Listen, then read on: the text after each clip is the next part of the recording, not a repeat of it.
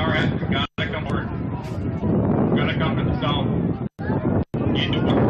Sending a message to the world that the American democracy system is a lie. They have no honor.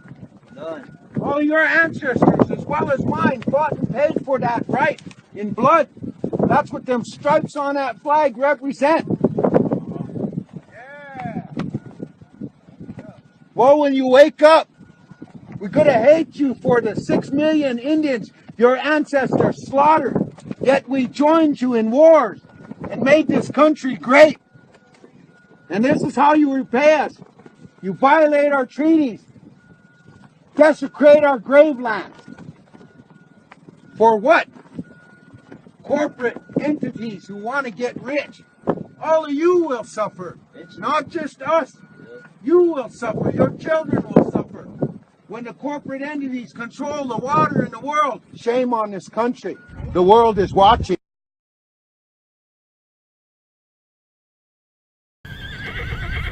Near Cannonball, North Dakota, just south of the state capital, an extraordinary sight.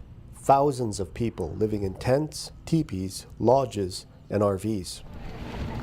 A small town built to support the Standing Rock Sioux tribe's fight against this, the Dakota East Pipeline. People from the tribe fear that if it leaks, it will poison the Missouri River, which makes up the entire eastern border of the reservation. It's overwhelming. It's something else. You know, it's I never expected it to be this big, but I'm thankful and I'm proud to be Native American because I know that with unity, there's a lot of things that we could overcome. This camp, one of several in the area, is by far the largest, and it's growing by the hour. People from across North America are coming, spurred by this confrontation. Last week, hundreds of people from the camp clashed with private security hired by the oil company, armed with pepper spray and dogs. Once here, visitors are greeted by the flags of dozens of Indigenous nations who are here or who have offered support. Hot meals are served each day from 7 kitchens. There's even free warm clothes by the pile. One of the people who came is Catherine Whitecloud, who traveled from LaSalle, Manitoba. She's already made this trip 3 times. I really felt the need to come back, and we've been following it on social media. We check it every 5 minutes, basically. We check for updates, and we have friends from Standing Rock. Others have come from much further, like this group made up of several different tribes in California. Like Diane Hart, who's Paiute from a community near Fresno. I just felt the urgency to come and be here. It was like Creator was just driving me here. I couldn't handle it to not come. Many here are waiting for a federal court ruling expected this Friday, an injunction that could potentially halt all work in and around the reservation. But regardless of the outcome on Friday, Archambault believes the losing side will file appeals anyway. This hasn't started just only 2 weeks ago, and it's not going to end anytime soon. And some in the camp are already discussing how to keep going long into winter. Tim Fontaine, CBC News, on the Standing Rock Sioux Reservation in North Dakota.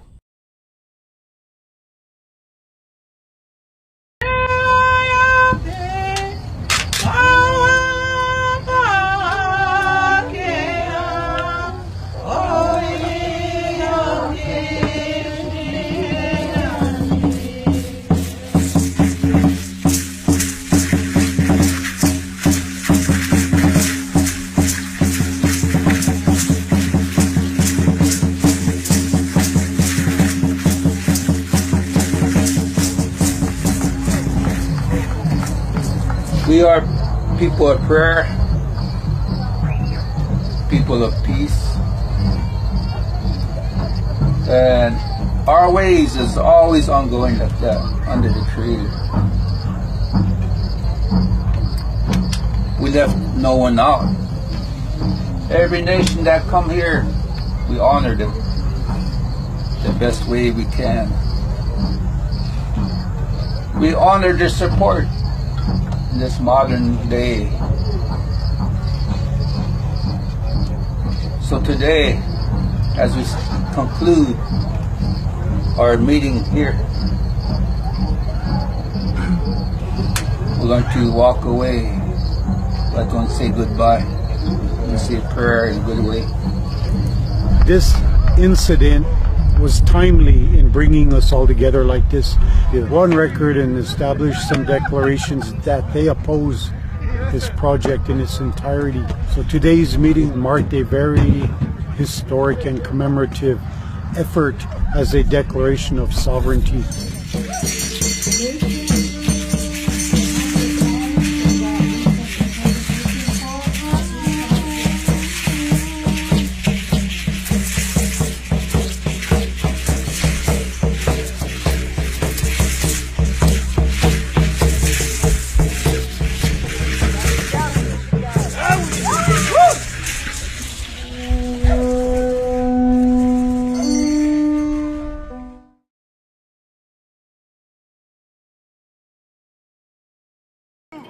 Well, you're gonna go home. I saw you all standing there. For our brothers! For our brothers! And our sisters!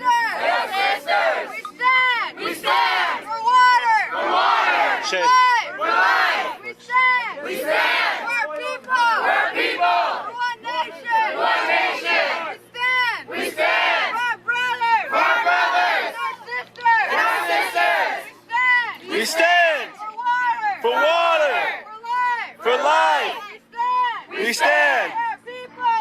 for people, For one nation! one nation. We stand! We stand! For our brothers! For our brothers! And our sisters! And our sisters! We stand! We stand! For water! For water! For life! For life! We stand! We stand! For one nation! For one nation! For our people! For our people! We stand! We stand! For our brothers! For our brothers! And our sisters! And our sisters! We stand! We stand! For water! For water! For life! For life! We stand! We stand! For one nation! For one nation! For one people! For one people! We stand! We stand! For water! For water! For life! For life!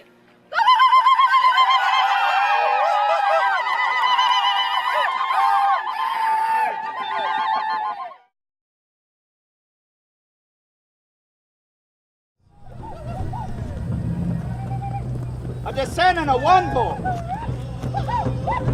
told me a story when those two twin towers fell, 9/11.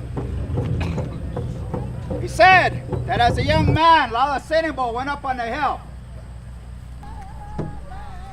to Hamblecha. They said that while he was on the hill, he had a hard time. Because he was a human being, he despaired. And he asked him, Goshla, he said, show yourself to me. Let me know that you're there. And they said that up in the sky, a cloud formed and a face formed in that cloud. And Tukashla looked down at Sinimbo and said, grandson, what would you ask of me? And they said that Lala Sinimbo grabbed a handful of red dirt, he held it up to Tukashla, and he let that dirt fall through his fingers. And he said, all I ask is that you remember my people in the future. So Kikselpo, this isn't about us. It's about our children and our grandchildren, and those not yet born.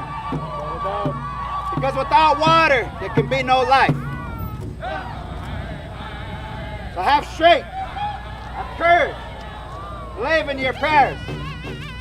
Because when we defeat them, a cry is going to go up from this land that hasn't been heard since June 25th, 1876. And well, now we're going to join back together and celebrate that victory. And we count it cool on the United States government again.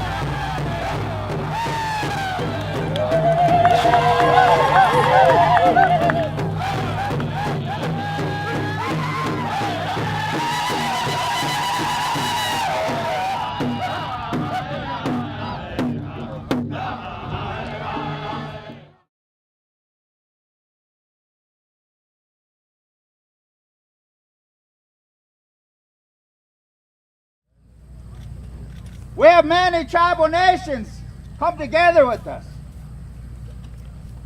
And they're still coming. Those of you that are looking at your Facebooks, you know that there's buses right now in Crow Creek loading up with Hunkpatina. Those of you that are watching your Facebooks know that our old alliance is standing up, and our Northern Cheyenne relatives are going to be here Friday.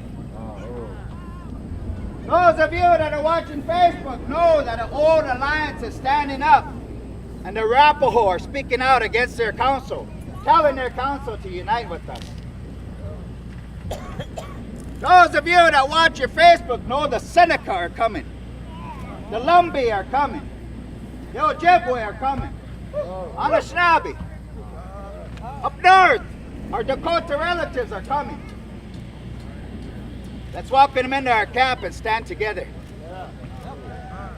History's repeating itself. The United States Army Corps of Engineers authorized that permit to cross our water. They attacked the Hunkpapa and they hunked the one again. So King Salpo, for 2 years we've been holding them off, waiting for you to come.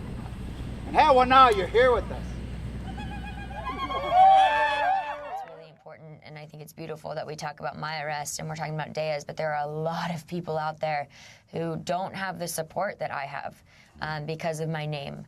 And we all need to be supporting them just as much as we're paying attention to the issues that we're here to talk about, because those are our brothers and our sisters on the line who are sacrificing so much of their livelihood in order to stand in solidarity with this movement. You were not just, you didn't just go in on that day, on Indigenous Peoples Day, Shailene. You've been going back to North Dakota now for many, many months. Why is the Dakota Access Pipeline standoff so important to you? Why are you so concerned about this close to $4 billion pipeline being built? You know, there's a lot of reasons to be aware of this pipeline. One is climate change. As we all know, every single time we allow another pipeline to be built or another fracking well to be built, we are endorsing the fossil fuel industry and only prolonging the time that it's going to take to switch to renewable energy.